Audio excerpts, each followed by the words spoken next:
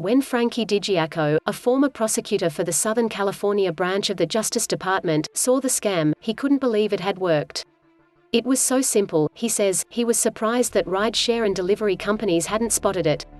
Last year, Homeland Security investigations agents and DiGiaco were tipped off to a case in which Brazilian nationals appeared to have stolen thousands of ride-share and delivery company customer identities across California.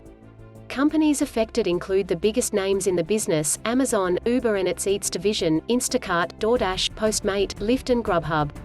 They used the pilfered identities to create driver and courier accounts at those same companies. These could then be sold or rented to anyone who wanted them, including people who wouldn't normally qualify for employment at ride-share and delivery companies, such as undocumented immigrants, convicted criminals or those who can't legally drive in the U.S. Perpetrators of the scam could even claim referral bonuses, sometimes as much as $1,500, for finding new drivers, the DOJ found. That's all according to a Justice Department complaint against 5 Brazilian nationals filed in the Southern District of California federal court earlier this month, after other Brazilians had been charged in Massachusetts for an almost identical crime.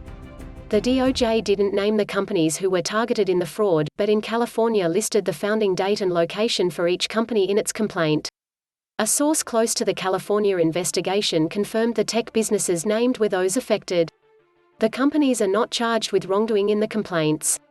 What struck DiGiaco, who is now a partner at law firm Hillier DiGiaco, was how easy the scheme should have been to prevent, he says. To steal identities, the suspects used basic tricks. For instance, if they were delivering alcohol, they would ask customers for proof of age and use phones to photograph driver's licenses and other ID cards. Photos were then used as the basis for fake identification cards. The doctored licenses were basic. The criminals swapped out photos on victims' identity cards with either their own or buyers' photos, using rudimentary Photoshop skills, the former prosecutor added.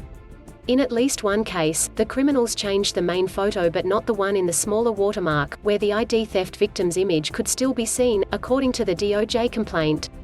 This is not such an incredibly technologically sophisticated hacking of the platforms, DiGiaco says. They're just taking a headshot and moving it onto the ID and submitting that photo.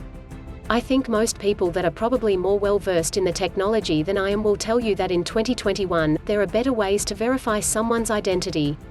I think they need to do more. Jake Moore, a former police officer with the Dorset Police Department in the UK.